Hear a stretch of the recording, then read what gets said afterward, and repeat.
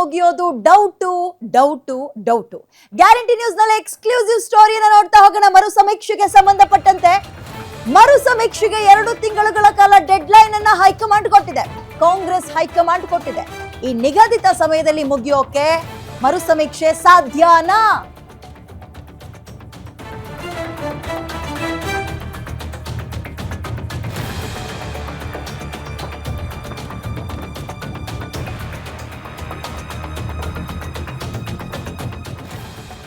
ನಿಗದಿತ ಸಮಯದಲ್ಲಿ ಮುಗಿಯೋದಿಲ್ಲ ಮರು ಸಮೀಕ್ಷೆ.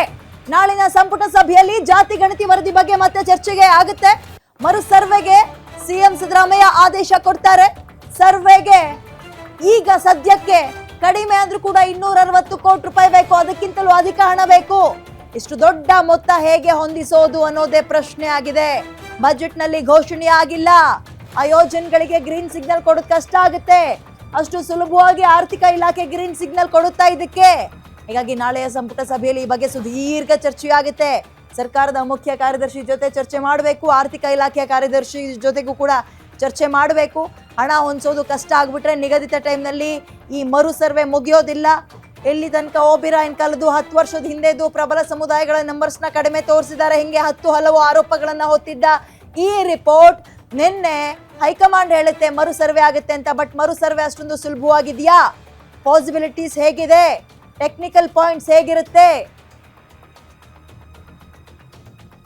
ಮೋ ಡೀಟೇಲ್ಸ್ ನನ್ನ ಕಲಿಗೆ ಮಾರುತಿ ನೀಡ್ತಾರೆ. ಮಾರುತಿ, ಹಲವಾರು ದಿನಗಳಿಂದ ಇದು ಬೇಡ ಬೇಡ, ಸರಿ ಇಲ್ಲ, ಅವೈಜ್ಞಾನಿಕ, ಮತ್ತೊಂದು ಮಗದೊಂದು ಅನ್ನೋ ಆರೋಪ ಹೊತ್ತಿದ್ದ ರಿಪೋರ್ಟ್ ಇದೀಗ ಮರು ಸರ್ವೆ ಆಗ್ತಾ ಇದೆ. ಬಟ್ ಮರು ಸರ್ವೆ ಅಷ್ಟೊಂದು ಸುಲಭನಾ? ಒಂದು ಕಡೆ ಹಣಕಾಸಿನ ವಿಚಾರ, ಮತ್ತೊಂದು ಕಡೆ ಸಮಯ, ಮತ್ತೊಂದು ಕಡೆ ಹೇಗ್ ಮಾಡ್ತಾರೆ ಈ ಸಲ ಅನ್ನುವಂಥದ್ದು ಪ್ರಶ್ನೆ ಉಳಿದಿದೆ. ಸೊ ಈ ಸವಾಲನ್ನ ಹೇಗೆ ಎದುರಿಸುತ್ತೆ ಕಾಂಗ್ರೆಸ್? 10 ವರ್ಷಗಳ ಹಿಂದೆ ಕಾಂತರಾಜ್ ಆಯೋಗ ಮತ್ತೆ ತದಬಳಿಕ ಬಂದಂತಹ ಜಯಪ್ರಕಾಶ್ ಹೆಗ್ಡೆ ಆಯೋಗ ಮಾಡಿದಂತಹ ಒಂದು ಸರ್ವೆ ರಿಪೋರ್ಟ್ಗೆ ಸುಮಾರು 160 ಕೋಟಿ ರೂಪಾಯಿಗಳ ಖರ್ಚು ಆಗಿತ್ತು. ಈಗ 10 ವರ್ಷಗಳ ಬಳಿಕ ಮಾಡುವಂತಹ ಮರು ಸರ್ವೆಗೆ ಇನ್ನೆಷ್ಟು ಕೋಟಿ ರೂಪಾಯಿ ಖರ್ಚಾಗಬಹುದು ಅನ್ನುವಂತಹ ಸಹಜವಾದಂತಹ ಒಂದು ಪ್ರಶ್ನೆಗಳು ಎಲ್ಲರೂ ಕೂಡ ಉಟ್ಕೊಳ್ಳೋದು ನಿಜ. ನಿನ್ನೆ ಮುಖ್ಯಮಂತ್ರಿ ಸಿದ್ದರಾಮಯ್ಯ ಹಾಗೂ ಉಪಮುಖ್ಯಮಂತ್ರಿ ಡಿ.ಕೆ. ಶಿವಕುಮಾರ್ ಅವರನ್ನ ಕಾಂಗ್ರೆಸ್ ಹೈಕಮಾಂಡ್ ಕೂರಿಸಿಕೊಂಡು ಚರ್ಚೆ ಮಾಡಿದಾಗಲೂ ಕೂಡ ಈ ವಿಚಾರವನ್ನ ಸ್ವತಃ ಇಬ್ಬರು ನಾಯಕರು ಕೂಡ ಹೈಕಮಾಂಡ್ ಮುಂದೆ ಪ್ರಸ್ತಾಪವನ್ನ ಮಾಡಿದ್ದಾರೆ.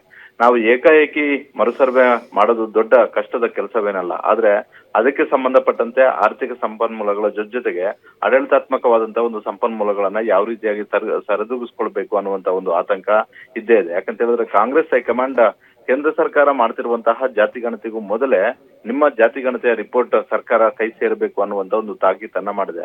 ಈ ಹಿನ್ನೆಲೆಯಲ್ಲಿ 60 ದಿನಗಳ ಒಳಗಾಗಿ ಸಂಪೂರ್ಣವಾದಂತಹ ಒಂದು ರಿಪೋರ್ಟ್ ಸರ್ಕಾರಕ್ಕೆ ಬರಬೇಕಾಗಿರುವಂತಹ ಒಂದು ಪರಿಸ್ಥಿತಿಯಲ್ಲಿ ಈಗ ಸಿದ್ದರಾಮಯ್ಯ ಮತ್ತೆ ಡಿ.ಕೆ. ಶಿವಕುಮಾರ್ ಅವರು ಇರುವಂತದ್ದು. ಬಹುತೇಕ ಕಳೆದ 10 ವರ್ಷಗಳ ಹಿಂದೆ 160 ಕೋಟಿ ಆಗಿರೋದ್ರಿಂದ ಈಗ ಸರ್ವೆ ಮಾಡಿಸ್ಬೇಕು ಅನ್ನೋದಾದ್ರೆ 250 ಕೋಟಿಗೂ ಅಧಿಕ ಹಣ ಬೇಕಾಗಿದೆ.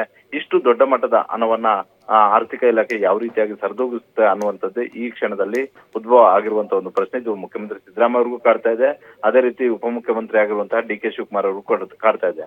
ಒಂದು ಕಡೆ ಆರ್ಥಿಕ ಸಂಪನ್ಮೂಲಗಳ ಸಮಸ್ಯೆ ಈ ರೀತಿ ಆದ್ರೆ, ಮತ್ತೊಂದು ಕಡೆ ಈಗ ಸರ್ವೆ ಮಾಡ್ಬೇಕು ಅನ್ನೋದಾದ್ರೆ ಶಾಲಾ ಶಿಕ್ಷಕರನ್ನ ತೆಗೆದುಕೊಳ್ಬೇಕು. ಈಗ ಶಾಲೆಗಳು ಪುನರಾರಂಭ ಆಗಿದ್ದಾವೆ. ಅದ್ರ ಜೊತೆಗೆ ಮುಂಗಾರು ಆರಂಭ ಆಗಿರೋದ್ರಿಂದ ರೈತರು ಮನೆಗಳ ಬರಿ ಇರೋದಿಲ್ಲ. ಮನೆಗೂ ಹೋಗಿ ಸರ್ವೆ ಮಾಡ್ಬೇಕು ಅನ್ನುವಂಥದ್ದು ಒಂದು ಕಡೆ ಆದ್ರೆ, ರೈತರು ಮುಂಗಾರಿನ ಸಮಯದಲ್ಲಿ ಬೆಳಗ್ಗೆ ಎದ್ದ ತಕ್ಷಣ ಮನೆ ಬಿಟ್ಟು ಅವರ ಹೊಲಕ್ಕೆ ಹೋಗಿ ಕೆಲಸ ಮಾಡ್ತಿರ್ತಾರೆ. ಈ ಪರಿಸ್ಥಿತಿಯನ್ನ ಯಾವ ರೀತಿಯಾಗಿ ಸರಿದೂಗಿಸ್ಬೇಕು? ಹೀಗಾಗಿ ಅಷ್ಟೊಂದು ಯಶಸ್ವಿಯಾಗಿ ಮರು ಸರ್ವೆ ಕೂಡ ಆಗುತ್ತಾ ಅನ್ನುವಂತ ಒಂದು ಪ್ರಶ್ನೆಗಳು ಉಟ್ಕೊಂಡಿದ್ದಾವೆ. ವಿದ್ಯಾ, ಧನ್ಯವಾದ ಮಾರುತಿ ಡೀಟೇಲ್ಸ್ಗೆ.